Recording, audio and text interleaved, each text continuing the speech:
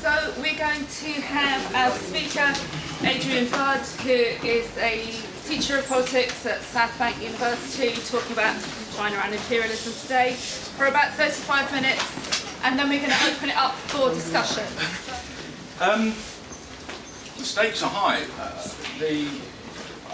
If I'd written it last night as opposed to earlier, I could have rewritten it in a different way because of what's happening almost on a daily basis in East Asia, related to China, but all around China, notably, of course, the Korean situation.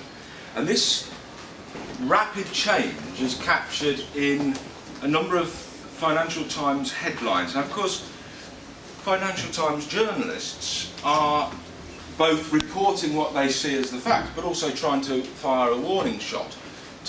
They're trying to strategize, they're trying to make Trump less like Trump, so they may over-egg the pudding a little bit. Nevertheless, over the last 6 months, the FT's headlines have included such things as, 2 Saturdays ago, the New World Disorder, a special pull-out in the magazine. The March to World Disorder, this from Martin Wolf, if you like, the most significant of the FT journalists. He's also referred to the rise and fall of American leadership. We live in a world the United States made, now it is unmaking it. This creates a situation of very unstable relations in the world and possibilities of change. Other headlines. Asia follows China into an old-fashioned arms race. I'll come on to arms in more detail in a little while. China's fury as US deploys missile shield in South Korea, and following on from that, the threat that China will do something in response. Overall, headline on the 23rd of May from their leading foreign affairs writer, Gideon Rachman, erratic Trump is destabilising the world. What's he done? This stuff we're all familiar with. Sabre rattling in relation to North Korea. Cruise missiles, 59 of them launched on Syria. The mother of all bombs dropped on Afghanistan. The threat to revoke Obama's nuclear deal with Iran.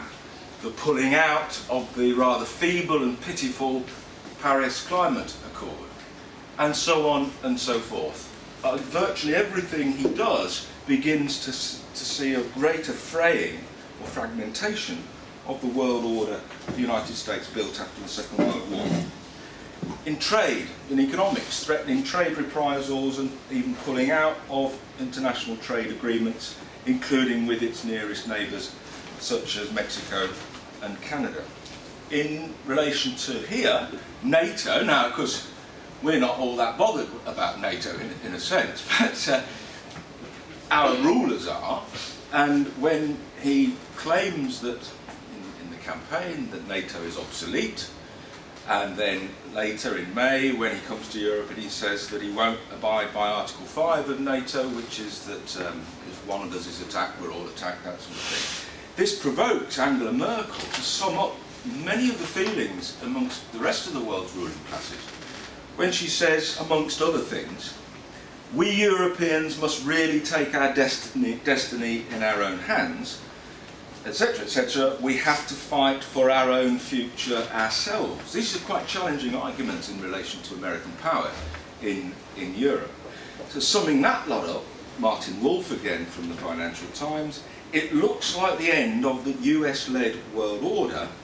Now the West seems deeply divided internally. Across the world, he doesn't put it quite like this, ruling classes are asking, would it not be wiser to move closer to China? This is particularly the case, as we'll come on to, in East Asia. So the main beneficiary for all this instability that has not just been caused by Trump, it has to be clear about this, that America's been facing relative economic decline for 2 or 3 decades, 4 decades. Its strength in the world has, I think the decline has probably been overstated, but nevertheless its strength in the world, its power in the world, has been weakening progressively over a prolonged period. So China is the main beneficiary of all this over 40 years, and particularly over the last 6 months. And this is what our talk about is focused on today. And indeed, it's what Trump is focused on today. Most of his antagonistic comments, notwithstanding what he said about Iran and so on and so forth, most of his antagonistic comments and much of his activity is focused on China. What's he done? Taken a call from the Taiwanese president, putting 2 fingers up really to China and to the policy, the one China policy, under which Beijing is regarded as the sole legitimate government of China. In response to that, China, what do they do? What do you do? Intercepted and took control of an underwater drone in the South China Sea. And a professor of defence studies linked to the United States says this is the opening shot, the first part of the Chinese response to push back against Trump over Taiwan. It is likely that this was a very well choreographed decision from the top. In other words, this is a strategic move by the Chinese state. That's the first thing, Taiwan. What else has Trump done? He said that China is a currency manipulator, which is true. It has manipulated the currency over a prolonged period to do the opposite of what Trump claims. In other words, to make the currency revalue rather than to devalue. Although in the last year, because of serious problems facing the Chinese economy, which I can come on to towards the end, there has been devaluation. But for 20 years, the Chinese currency, figures vary, whether it's purchasing power parity and so on, but broadly speaking, either the Chinese currency has been revalued by 25%, or in the Financial Times terms, 37%. In other words, making Chinese goods more expensive in America, the opposite of what Trump is claiming. And how have they done that? By pumping billions of their foreign exchange into the foreign exchanges to keep the currency high. Okay, what else has he done? He's appointed the trade hawk, Peter Navarro, to be the head of what's called the National Trade Council in the United States. Who's Peter Navarro? He's the author of a book called Death by China. China is killing us, economically, trade, and so on. This is completely consistent. I looked at this last night. There's a book out by a Harvard professor of international relations called Graham Williams, I think his name is, William Graham, anyway, somebody who writes close to the American state, about whether China and America can avoid the clash that is common in international relations, the rising power challenging the declining power. And as that book was launched, Harvard put out a little video on YouTube and elsewhere, and over and over again, senators and so on were repeating this mantra, but at the beginning of it, that in fact that they can avoid war. But at the beginning of it, there's a little bit of Trump, where he says, you know how he does, it's great, it's excellent, believe me folks, China has raped our country. I mean, it's in the scene, okay. So there is Navarro and Trump singing from the same hymn book on China's assault on the United States. But, and this is really what I'm going to focus on, China is also an imperialist country. America's not the only imperialist country. China also has intensified its global reach, promoted its activity in the world, scoured the world for value, exported capital, is involved in a major military build-up, all the things that imperialist powers do historically. So the aim of this meeting is to try to explain what's going on, using Marxist theory of imperialism to do so. So a little section on imperialism. There's no single Marxist theory of imperialism. We've got a range of options, all of which draw on something that's happening in the world, some of them more or less superficial. I'll come to our perspective in a minute. But I think there are three alternatives. That America is the sole superpower and has written the world's rules and dominates the world. maybe from on high, from afar, it's losing out in certain particular sectors, but nevertheless continues to be the sole superpower. This is the perspective of Panich and Gindin that came out in looking at American Empire a few years ago. The second perspective is that the rich countries collectively plunder the world. The perspective of ultra-imperialism. The third one is that this is all old-fashioned and we live in a transnationally integrated world order in which the world's capitalist classes are becoming more transnationalised, and they are forming, we're not very far along this route yet, but are forming a transnational capitalist class to replace the national capitalist classes that we used to have. Therefore, the rivalry is a thing of the past progressively. All of them are repay careful reading, and one day I intend to critique them all together rather than bits and pieces, but whenever that day arrives. Our perspective is a different one to those, and it focuses on the rivalry at the heart of capitalism. Capitalist rivalry between capitals generates monopolisation. The monopolies grow over the limits of national economies and national markets, and they push out into the rest of the world searching for markets, for sources of raw materials, for competitive advantage of all kinds. In so doing, they enlist the political and military help of their home state. Therefore, capitalist competition generates inter-imperialist rivalry and geopolitical competition. The form that takes, and this is where the other theories have got something to say, because the form at the level of appearances changes over time. We don't live in 1914 when we're on the verge of a major conflagration between roughly equal economic powers in Europe.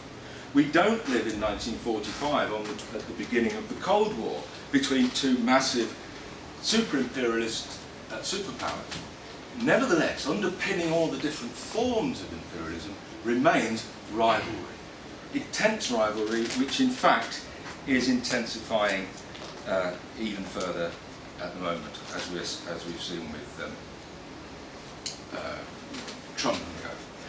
So the perspective of inter-imperialist rival remains as relevant today as it ever has been over the last century. And just to give you a flavour of that, 2 or 3 decades ago, business analysts and sort of marketing and management gurus talked about, not quite the end of the firm, but the end of giant firms, and that startups and IT technologists could produce small firms that were more flexible, and that was the future of the capitalist firm. Small firms like Google, Apple, Amazon, those sorts of things. Okay? Well, you know, it's interesting that all of those what were small firms 20 years ago not making very much profit are now the subject, almost weekly, of rivalries between the United States and the EU in the courts over monopolisation and trading practices and so on. Even America's closest allies are fighting back at the level of IT companies and internet companies and so on. According to McKinsey Global Institute, just to get this sense that size matters, 10% of the world's public companies generate 80% of all profits. Firms with more than $1 billion in annual revenue account for nearly 60% of total global revenues and 65% of market capitalisation. Big firms remain the major players in the world system.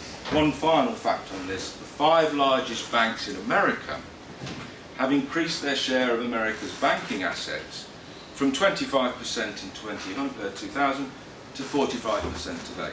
So it's not just startups that get bigger and bigger and bigger and become giant firms. Older sectors have the same concentration and centralisation of capital. In that context of intense competition between giant firms, and with what we've said about Trump's erratic behaviour, the world that China faces, back to the talk, is anarchic, unplanned, unplannable, and potentially hostile. And China is not immune to that that's dominated the capitalist world system since it emerged a couple of 100 years ago. And it plays by those rules, the rules of capital. It's a major exporter of capital. It's engaged in a rapid military build-up. It is scouring the globe, and this is what I'm going to focus on, for allies, strategic tie-ups, resources, and so on. We'll do this, we'll explore this in the context of Marxist theory by focusing a little bit later on what's happening in the South China and East China Seas, focusing on Asia. Before we do, I want to say something about Africa, because there's a lot written about China in Africa. And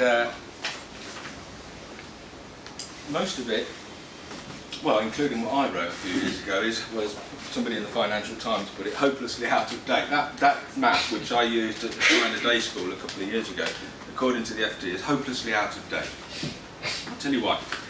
Because the old argument used to be, and it was captured in the Channel 4 television programme a couple of years ago, 10 years ago, the Chinese are coming. They're arriving in Africa. They're bringing their own labour. Those labourers are provided by Chinese foodstuffs. There's no technology transfer, local suppliers do nothing, and China just takes whatever it is it's building for oil and so on and so forth. This has changed, and it is therefore hopelessly out of date. So what, should we turn these front lights on? Is that clear enough? That's better. So, this was up to 2015. China's growth, China's trade with Africa had grown from 10 billion 20 years earlier to 200 billion. Two-way trade. What did China get? This is the old neo-colonial relationship, the old imperial relationship, if you like. The traditional stuff, raw materials, oil, mineral, metals. Okay? And I left it at that.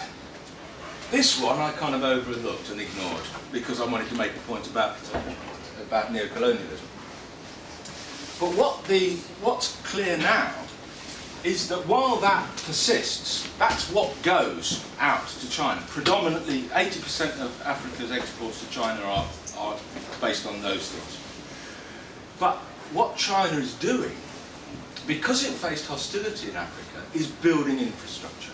I know Jane Hardy's writing about this in terms of Eastern Europe, China's infrastructural development in Hungary and elsewhere. And this is also happening in Africa. Okay? Roads, hospitals, schools, and other forms of infrastructure. And the local content going up. There is job creation. There's a recent paper written by academics in Cairo looking at case studies of 7 countries in Africa which have received large amounts of Chinese investment. And they indicated that A, there was colossal job creation. China is actually manufacturing now, as is South Korea for that matter, in Africa. So there's job creation, there's local content going into it, there's local suppliers of the factories and so on being built.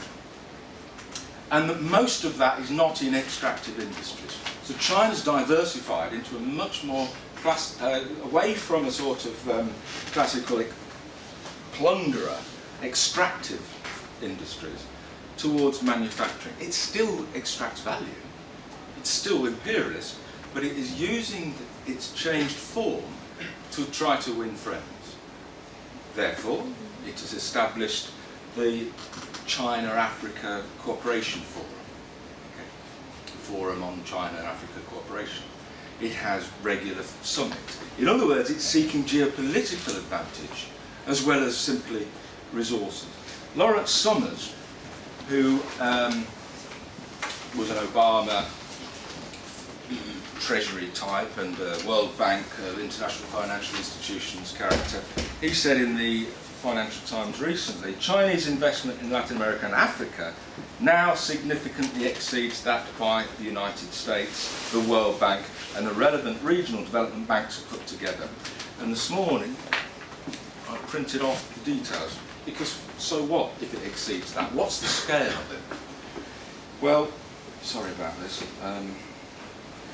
This is from the World Investment Report produced by UNCTAD in June for 2016. And investment in Africa from the United States is 3.6, hang on a minute. I don't need to read this out, right? That's exactly. I don't know where Ernst & Young got their figures from before the publication of UNCTAD's report, but they're right. China's investment in Africa, foreign direct investment, last year, 2015-16 actually, was 36.1 billion. America's, where is it, 3.6 billion. These are colossal shifts between Western imperialism and Chinese imperialism in Africa. That's a sort of detour, okay, to Africa. One other thing that China's beginning to do, I discovered recently, again along classical lines, 2/3 of African countries use Chinese weaponry. Okay? Export of arms. Okay? This is a significant, we're talking small arms up to large arms. It might be just the local police, it may be the army as well. But it's still a significant inroad with geopolitical consequences. So that's Africa, a slight detour. Maybe people want to ask questions about Africa. I've just been in Egypt talking about all these sorts of things with Egyptians who've got things to say about Africa, China and Egypt. That combination of foreign direct investment, loans which I haven't mentioned, Chinese loans to Africa, by even greater disparity there than there. Chinese loans to Africa, I think the last figure I saw for a year, writing in 2015, 63 billion, American loans 1.7 billion. These are colossal differences. That model is replicated across the world. And the next thing I want to talk about is One Belt, it's not very well named I'm afraid, the One Belt, One Road initiative. Okay? I saw a sea of faces wondering what the hell I'm talking about there. Okay, the road is the bottom blue line, a road through the sea. The belt is the orange one. Basically, if you think of it in those terms, it's a technology and infrastructure superhighway between China, through the countries to its south and west, through the Middle East and Russia to Europe. It's planned to spend something like $1 trillion in investment over 10 years. They're sort of aiming for 150 billion a year.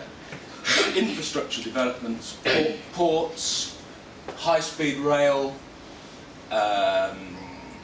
roads, refineries, oil pipelines, and so on, shooting off into Africa and the Middle East, all tying these countries together in this, I can't even remember, One Belt, One Road initiative. It's a bit of a handful. I would say remember it by the acronym of the recent forum, which they had in Beijing. 100 countries turned up to what's called the Belt and Road Forum. And any smutty people in the room will giggle at that, but anyway, you get the point, all right? The Belt and Road Forum, 100 countries interested in taking part in what could be a very significant economic venture, but simultaneously with a geopolitical interest to tie the countries closer to the United States. Why is China doing it? To China, I beg your pardon. Part of why China's doing it is not just geopolitical. It's because of weaknesses in the Chinese economy and the lack of reasonable, feasible, reliable investment opportunities. In other words, surplus capital finding a route out, and that route out has been very rapidly speeding up over the last couple of years because of the problems in the Chinese economy, which is why China imposed some form of capital controls earlier this year for a few months. So it's an infrastructure project linking Asia, China, Africa, Europe and so on. At the Europe end, again Jane, who's not here, but Jane is writing about the initiative that China's taken in Eastern and Central Europe called the 16+1 initiative, tying 16 East European countries, Hungary, Czech Republic and so on, closer to China, building infrastructure, famously the high-speed train from Piraeus through Serbia, ultimately to Budapest, because they now own the port of Piraeus, the Chinese company, to get goods to and from rich markets in northern Europe. The EU, intra-imperialist rivalry again, is furious at what they see as a divide and rule strategy on the part of China to break off Eastern and Central Europe, who are the poorer nations in the EU, and move them closer to the Chinese sphere of influence. A divide and rule approach. I'm not claiming this will all come to fruition. There are enormous problems with it. Just to give you a flavour of the problem, there's a lack of coherence.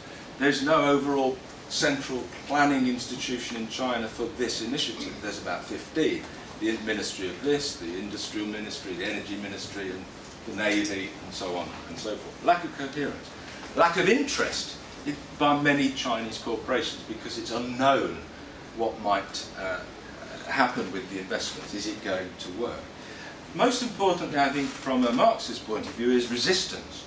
A number of strikes, protests and so on about the programme as it's begun to unfold in particular countries, because who's been rewarded is autocrats, ex-dictators who happen to own ports or mining facilities and so on, or in the case of Kazakhstan, an oil refinery that was built, not Kazakhstan, Kyrgyzstan, an oil refinery built at great expense, damaged the environment, and then it was discovered they could only get enough oil to operate at 6% of capacity. It's sort of white elephant, if you like.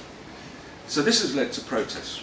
Nevertheless, the whole project, in the context of our talk on imperialism, is part of a long-term rivalry with the West and the United States to build a Eurasian trading bloc to rival the West. Thanks. Okay. So, on to, let's just flip through that. That is very difficult to read, but let me just point out. In year 2000, the darker dots, 6 of the world's biggest ports were owned by China.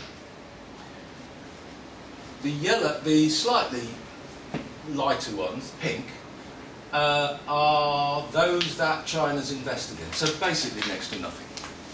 By 2015, of the world's biggest ports, I didn't count them, but you can see a lot of them are owned by Chinese corporations or the Chinese state.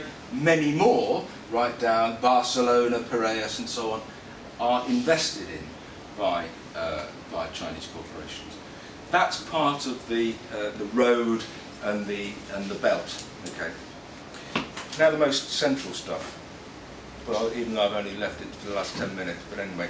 Rivalry in the South China Sea. That was a map that was produced about 3 years ago. And the grey area is disputed territory, disputed sea, territorial waters and so on. In the grey area, there are the Paracel Islands, which were seized by China from Vietnam in 1974, and the Spratly Islands. But they were just islands 3 or 4 years ago. That came from Le Monde Diplomatique. Look at them today. Also from Le Monde Diplomatique. The red dots signify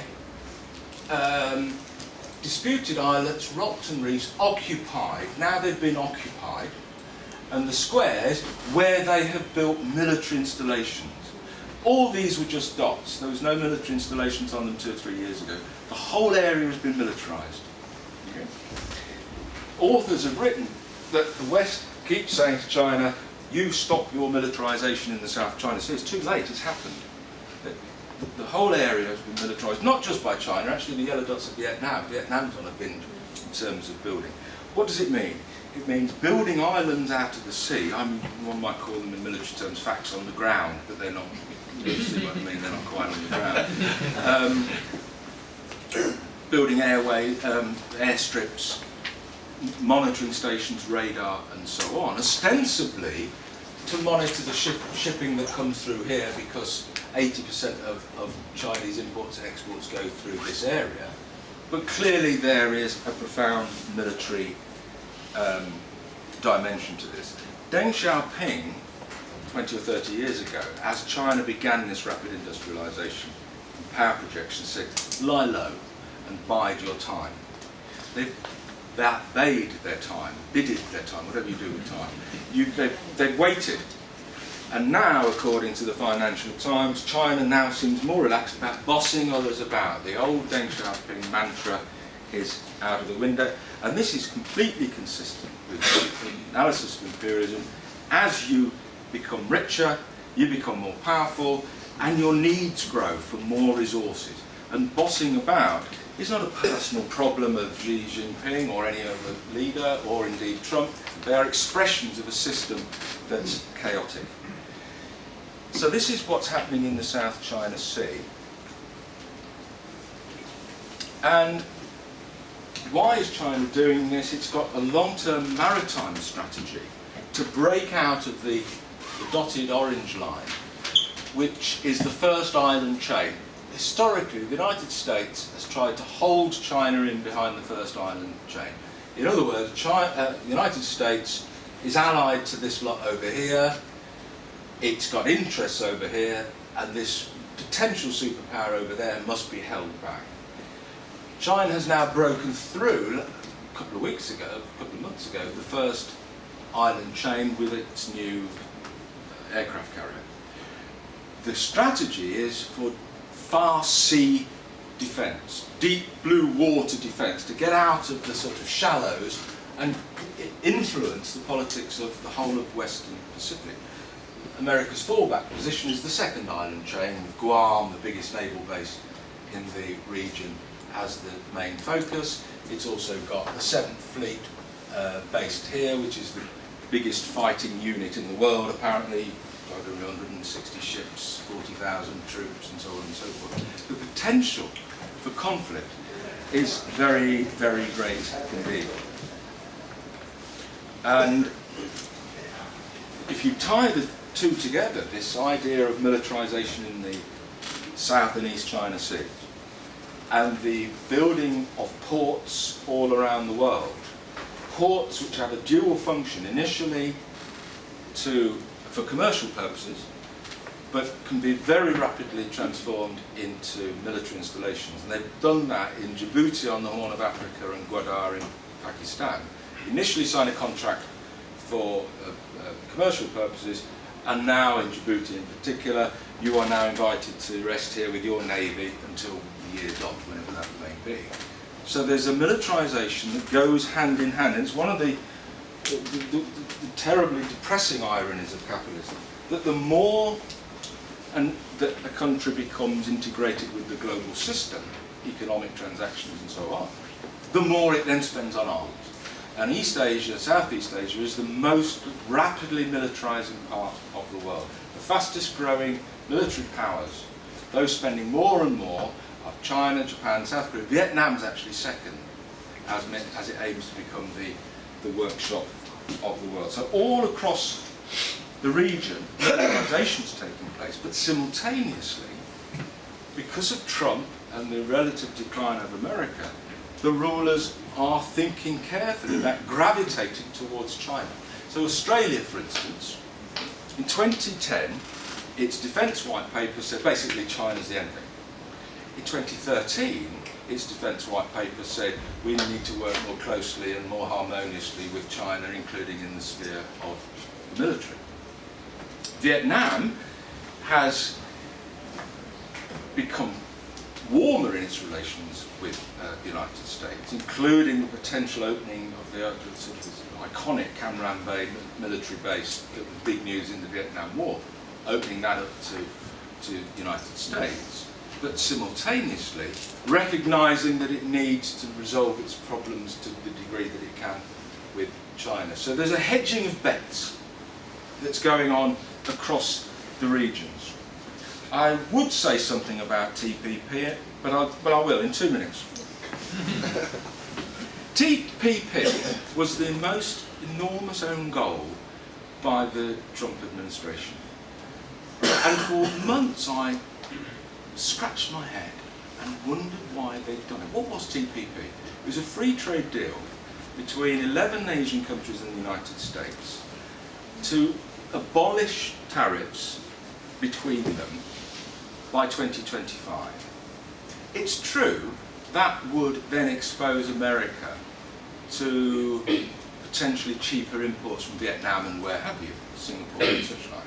and Trump was elected on defending American jobs and such like. That's true. But its geopolitical impact has been to play into China's hand, the revocation of it, the pulling out. It's a phrase, again, from the elite press. It's not quite that the Chinese ruling class giggled all the way to the bank, but you get the point. They were gleeful when America pulled out. And Alex Klinikos captured it, and it finally sank in. There were two things. One, he said in one of his comment articles in Socialist Worker, that all foreign policy making is a combination of context, environment, and domestic pressures. And on this one, Trump bowed to domestic pressures. But he also quoted Obama in one of his comments, which was along the lines that if we don't write the rules for Western Pacific, countries like China will write the rules. And Trump has thrown that into China's hands. China now is rushing through its own version of TPP, what's called a low-quality version, free trade in rubbish, whereas America's was so-called high quality, including intellectual property rights services and so on. Japan wants to resurrect TPP and hope America will be back in again, to show the rivalry, reinforces the sense of rivalry between Japan and China. I'll skip to the end. Why does all this matter? Militarism we've done. Oh, one other thing, final thing. Fastest growing navy, China, Russia and America in decline. Where's my... Shock and awe. The Shanghai Cooperation Organisation, I thought, well, I'll get a little map on that one. And I looked at that yesterday, I thought, bloody hell. Because India and Pakistan have just joined the Shanghai Cooperation Organisation. Half the world's people now live in countries that are part of the Shanghai Cooperation Organisation, not a NATO for the Far East. It's much looser than that. And I thought, bloody hell, it dominates the world, until I realised that whoever made that, The Economist or the Financial Times, had just ignored America and most of Africa. So be careful, but you do get a sense it is a very large pseudo-military pact, okay, which reinforces this idea. Why does this matter? Oh, you normally say wind up, Pete. She said shut up, please. Why does all this... Why does all this matter? I tell you what, let's leave the summing up to the summing up, shall I? I'll say why all this matters after some questions and answers. Okay, thanks.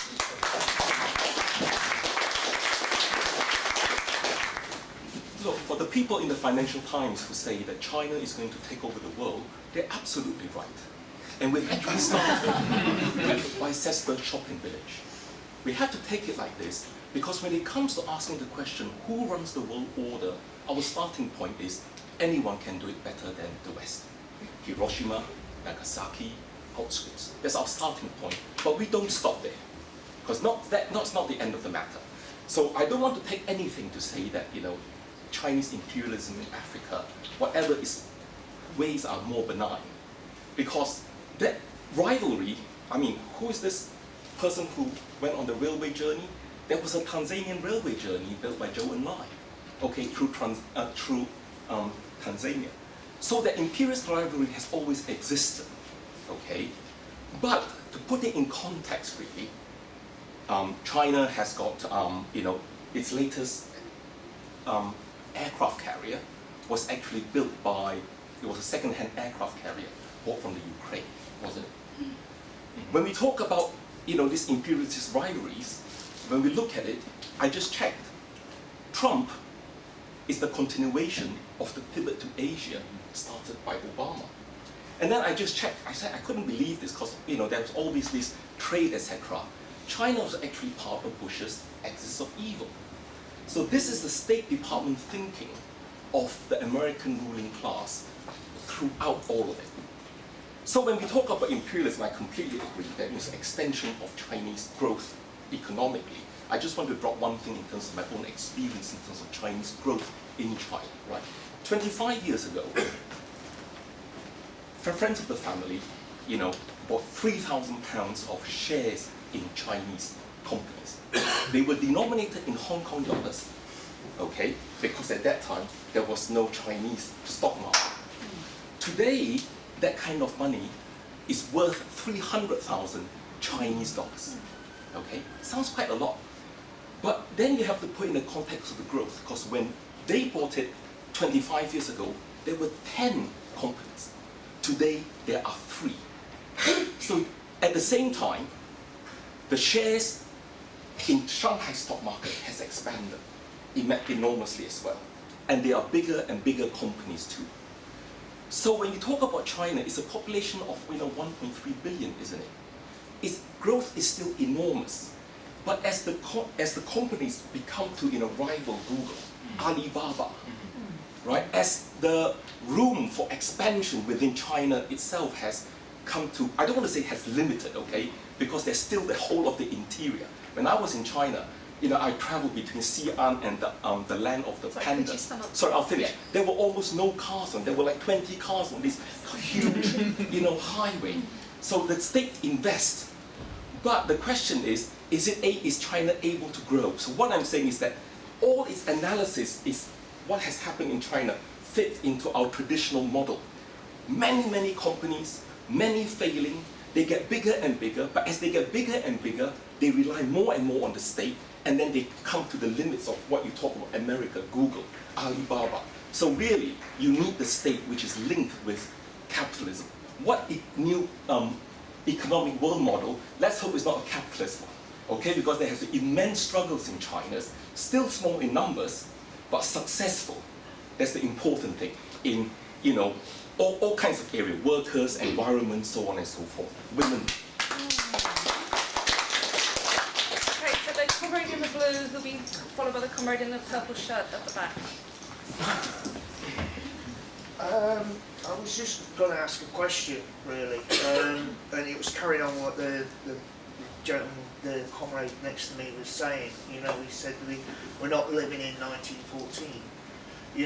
I hear that, I heard several reports that there's a thing that's being read by a lot of the upper echelons of the Chinese state is like the Thucydides, yeah? And there's a thing come out by an American academic, the Thucydides trap, and it describes Thucydides writes in 5th century Greece about the conflict between the rising power of Athens and Sparta. And I was just wondering what your opinion is on that one. I favour Sparta myself. Okay, thank you. So the comrade in the purple will be followed by the comrade in the grey on the side.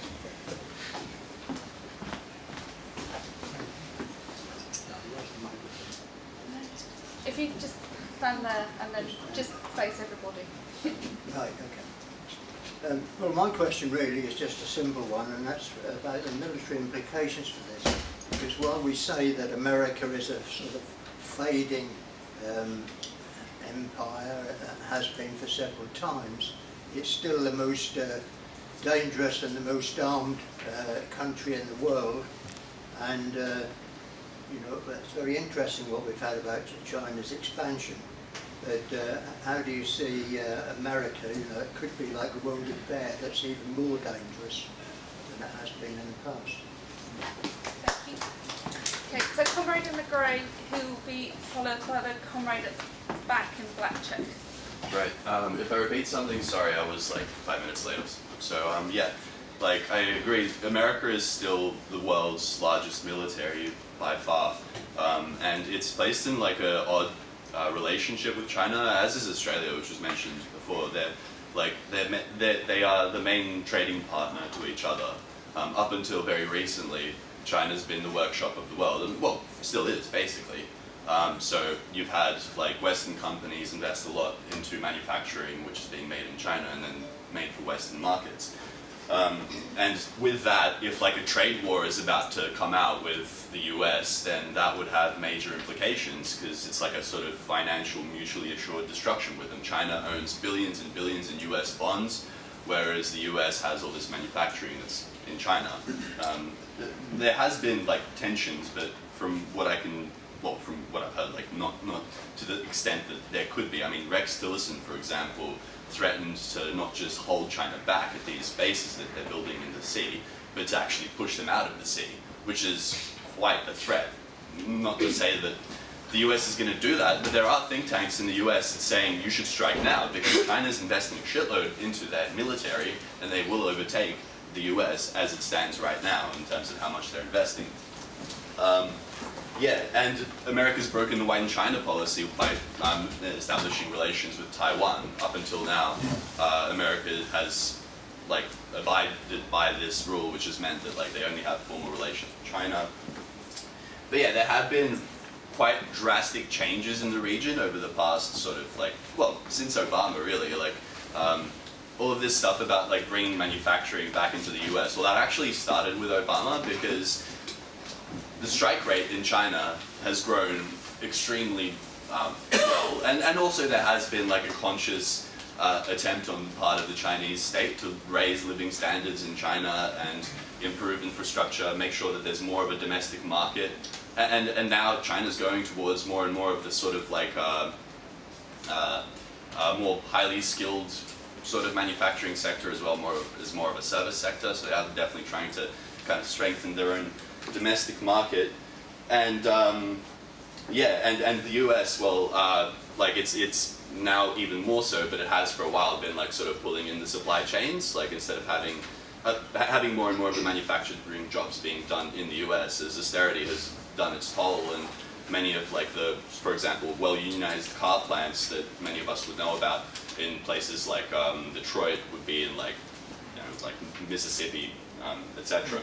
Now, so they have a cheaper, workforce, and also just one final thing, like we can't think of certain states as being like static and fixed in terms of their diplomatic relationship to the powers, because like the region has had sort of crises around this. Japan booted out a government over a new government saying we're going to be neutral with China. Korea's also had a kerfuffle around that.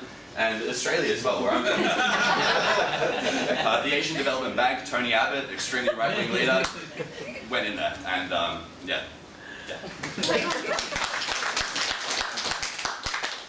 Thank you. So, comrade in the Czech, followed by the comrade in the Greens first. All right.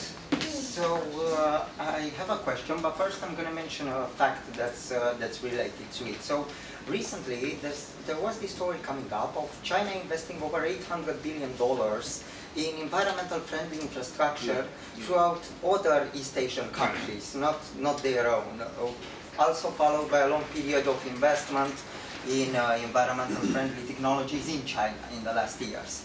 And one thing that really struck me about is, when I read about this, one idea that came to me was that China, even though it's an imperialist power these days and acts in the world in a similar way to the Western powers, has a fundamentally different aspect that's very rarely talked about. Like, for example, America, or most big Western powers, are mainly plutocracies. Like, you have the big parties that are funded by the banks and the big corporations and all that, but they still have elections. All the politicians have to worry only about their terms and make promises for their terms, whereas in China you have an obvious oligarchy. Like, there's only the one-party state, and the politicians that are in power will retain power for a far longer time. All of them have bonds in big corporations that are important in China, and I think this prompts them to think more long-term.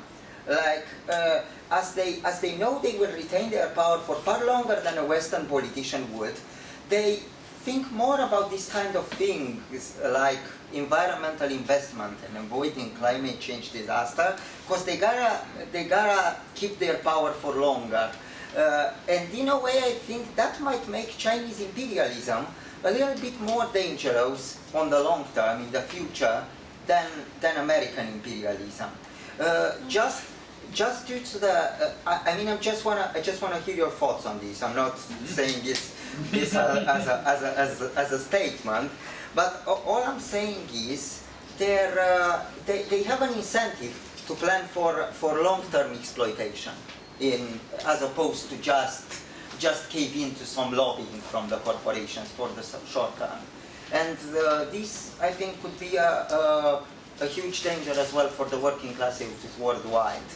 Basically, China is a government by corporate bosses, not one lobby by them. So I think it's something worthwhile to think about. Comrade in the stripes will be followed by the comrade in the glasses that was over that side. Yeah, thanks a lot. That's absolutely fascinating. Loads and loads of information that I didn't know. I want to come in a bit by the role of Trump, because I think it's fascinating. You talk about what he's done with the TPP and actually an own goal in terms of making geopolitical power. And similarly in Australia, where he puts the phone down on the Australian Prime Minister, a man he might want to bring on board. But I think what's interesting is it goes further than that. I mean, in terms of the, the recent climate change thing, pulling out of that, actually great anger, particularly among, Euro leaders, Angela Merkel in particular, very, very angry, very openly angry about this, and expressing that anger in an open way. So that the latest, things she put forward normally the Germans refer to America as our closest friend. The latest thing said partner, not friend. And today there's a thing where, the Chinese Prime Minister says, we're opening our way to Germany. Germany can be a very close friend of China. This is a real sea change. Not long ago, the argument would go, America, maybe all sorts of problems with America. Would you prefer China? Now, it looks to me that some people in Germany and other Western countries, I think, well, perhaps we would. Certainly Trump in charge. Now, I just want to think how far that will go, and is there the possibility of a more long-term realignment? And if we're still talking about East and West, are those ideas perhaps shifting a little bit? Are the tectonic plates shifting? Come back in 10 years, Graham. Yes, yeah. Now, what's your prediction now? It'll be followed by the comrade in the grey. Hi, my name's Jean. I'm from Solidarity in Australia.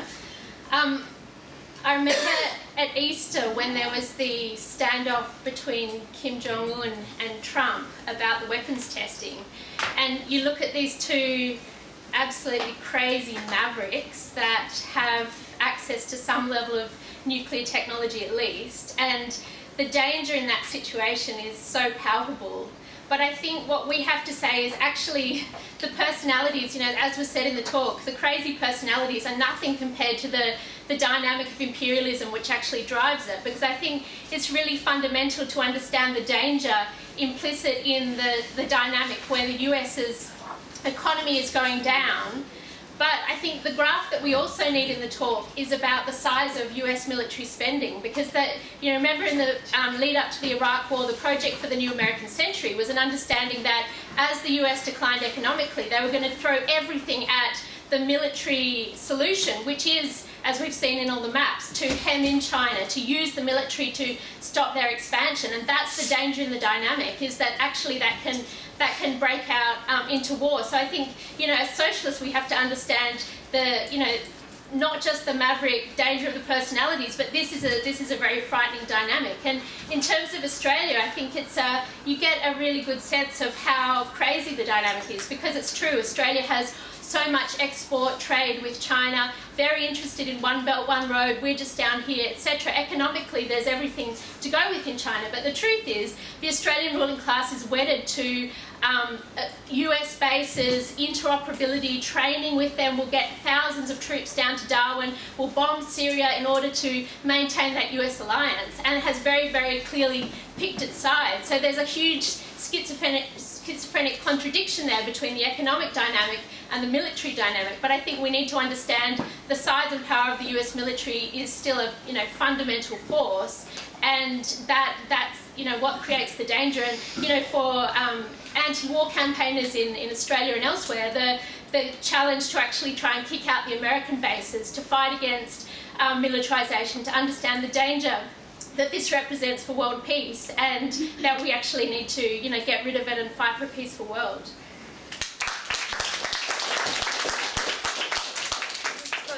comrade in the grey, who'll be followed by the comrade in the check, who will be our final speaker from the floor today. Yeah, to the people who are saying, is China more dangerous than America, we should be clear. America remains the world's #1 imperialist power. It's still the biggest economy in the world. It's still by a long way the biggest military expenditure in the world.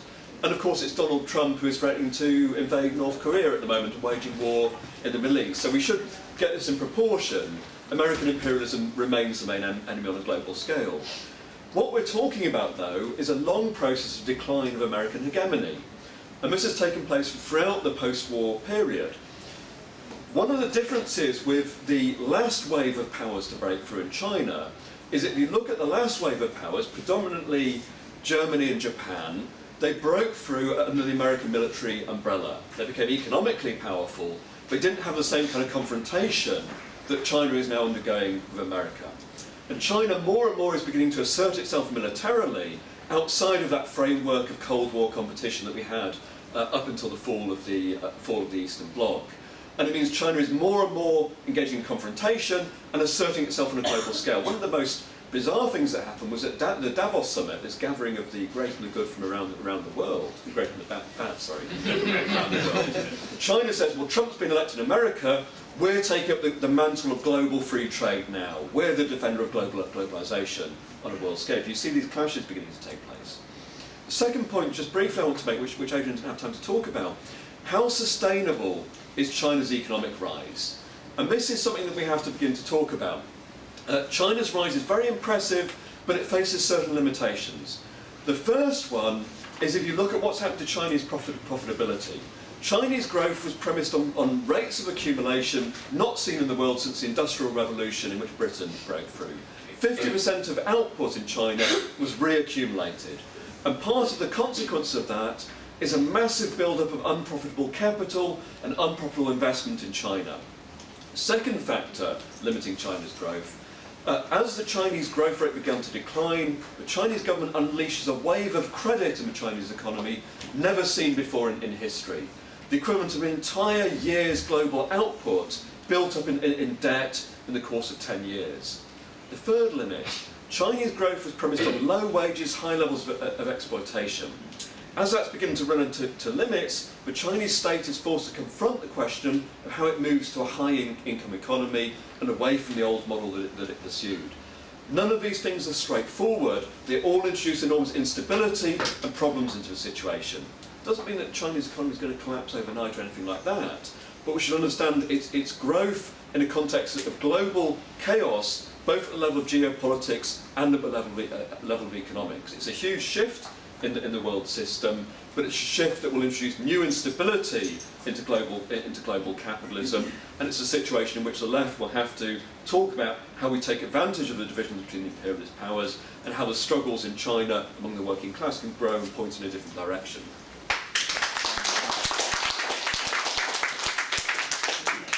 So the comrade in the check, who will be the final speaker from the floor. A couple of people raised the issue of the role of the state in China, so I just wanted to try and address that. And I think, the state has remained very important to the Chinese economy right through the period of transformation. Something which is kind of lost in all the enthusiasm for the market reforms, maybe in the 90s and so on, but has now been rediscovered by commentators. And I think it's often very difficult to actually see where the line, where the state ends and the private sector begins. And the Chinese Communist Party has also gone to great lengths to try and incorporate private business interests into its sort of orbit. Just as a plug, I've written an article in the latest issue of the ISJ which covers some of that. So I think if you look at all the investments since 2008, that was very much state directed, and it was part of it. And I think the person who spoke earlier was right to say it does give them you can give them more of a long-term perspective on things, because the state can take a more long-term view of these things. And also the whole Belt and Road Initiative is very much a sort of state-driven exercise. I don't actually think that's the reason in itself why they're looking to renewable technology. I think it's more to do with the shortage of oil in China, which is behind all these things, really. A lot of the the transport links they want to build up. It's not the only reason, but one of the main reasons is to give them different ways of importing oil, so they're not dependent on the one route to the Rocky Straits, which is vulnerable to American military, naval blockade sort of thing. So I think that's probably the main reason why they're investing in the renewable technology. But I mean, all this gets a bit depressing when you look at the conflict between America and China. And I think the other thing I tried to show in my article is, because we've seen a lot of strikes and protests developing in China over quite a long period now. But also the way that, as the Chinese economy develops, and I mean, Marx wrote about this thing, the way capitalism is always sort of reinventing itself. That has an impact on the class relations, and we can see various ways in which the ways in which they tried to divide workers in the past are being undermined by the attempts to sort of undercut wages, particularly given the sort of the tightening of the economy in China. So I think, as an answer to all this, it's not really will China become the dominant power, will America use its military might? For us the solution comes from below, from ordinary worker struggles, particularly in China, which now has the largest working class in the world. I'll try not to answer the questions that are future gazing in a way too much, but obviously comrades are interested in that sort of thing. Let's just start with Joseph's point about the economy. Let me quote Martin Wolf again.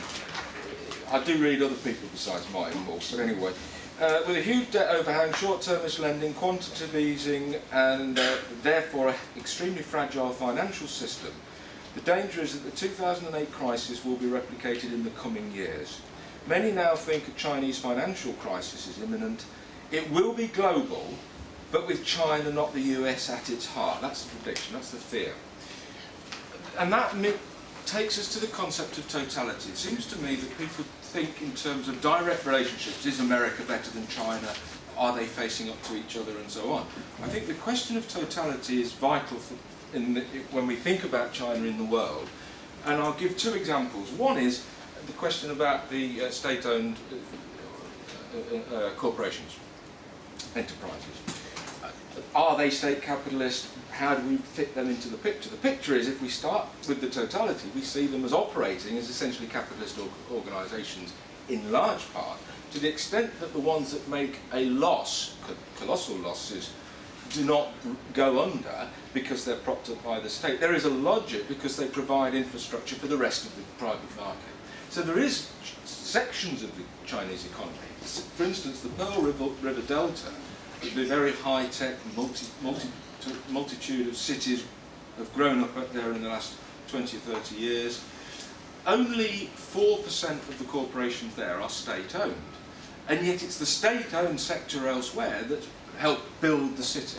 So there's a symbiosis between the two, which we can only fully grasp if we think of the system as a whole. The second reason for thinking of the system as a whole enables us to get away from the idea and to get fixated on the idea whether there will be a direct clash between China and the United States in a military sense. It doesn't have to happen for the illogical, irrational nature of militarization under capitalism to shine through.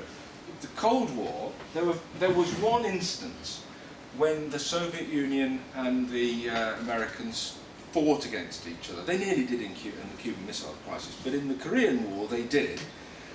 Chinese planes were painted with Chinese insignia, but they picked up, the Americans picked up, that the pilots were speaking Russian. They knew they were flown by the Soviet Union, and they hushed it up.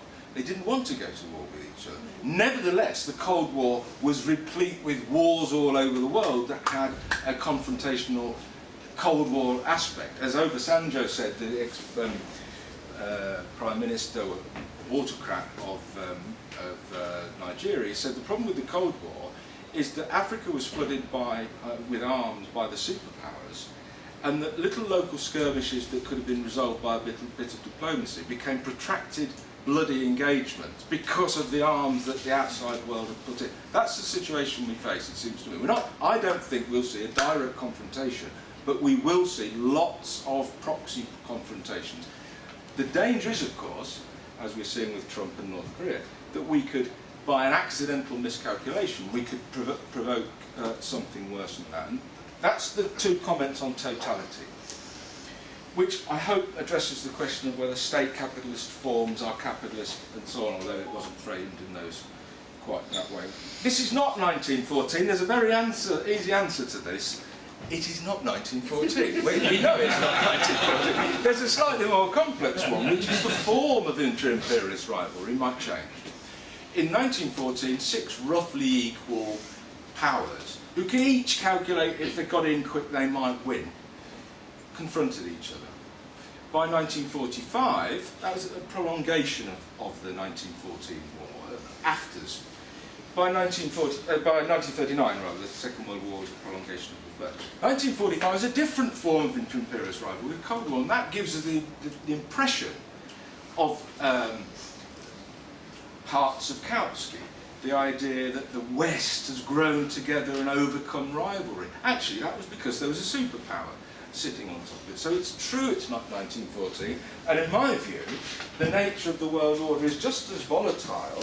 But I suspect we're not going to see this conflict directly between the powers. But we need to trace, we need to look concretely, and that's probably the best explanation for why we don't go for a world order analysis. We don't know what the future will bring. There are going to be umpteen struggles between now and any putative Chinese-dominated world order. My own instinct is that we won't see a Chinese-dominated world order. I suspect there's a touch of Orientalist racism in it. We can tolerate an American-led world order. Martin Wolf doesn't complain about the American-led world order, but he does worry about the Chinese-led world order. More substantively, there is an argument that, this is put forward by commentators on the right, that what America has produced is an open, liberal, rules-based world order, and a Chinese world order would be hierarchical and so on. Well, you know, I reckon the world order with America at the top is pretty hierarchical, and I reckon they write the rules to suit themselves, and if the rules go wrong, they break the rules. So we're talking about the same sort of thing. I don't think Chinese imperialism will be any more benign if they could get away with it. I think where Deng Xiaoping was sensible was to say we are not in a position to challenge, and we don't want to appear to be challenging for the time being until we're more powerful. That's what biding our time entailed. Environmental friendly investment. Well, that's what happens when you cross the road to get to work in Beijing. That came in yesterday's Le Monde Diplomatique. 10%, let's find it, 10% of arable land in China is contaminated with heavy metals, cadmium and stuff like that, you know, very serious carcinogens. 80% of underground well water is unfit to drink. It's insane. It's part of the irrationalism of the system that China's promoting itself, or the leadership's promoting itself as the future in terms of environmentalism. And Simon's absolutely right. It's because of a lack of resources, energy in particular, inside China, hence the deal with the Shanghai Cooperation Organization, with all the stands with Russia and so on for energy to diversify energy imports. I'm not at all convinced that if there wasn't profit in it, the focus on alternative energies and new tech energies would be at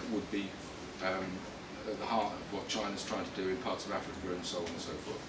So we live in an irrational system. The singer, from the American singer, I'll finish with this, Steve Earle, wrote a song a long time ago. I was born in the land of plenty, now there ain't enough. Even the richest country in the world faces that sort of poverty. Now, if we think, as all the indications are, that things are going to get worse at some point in China, there will be an enormous economic correction at the financial level and feeding through into the productive level. That will then impact on the rest of the world. That will then intensify. We've already seen across Asia, as China's risen, an intensification of nationalism. Prime Minister Abe in Japan talking about rewriting the constitution in order to therefore promote Japanese power militarily across the world, but in particular in relation to China. The North Korea, South Korea thing. Xi Jinping, the Chinese leader, himself far more nationalist in tone than previously. There's a real intensification of nationalism. It's part of the irrationalism of the world order. What Steve Earle's complaining about is that we could solve the problems of humankind.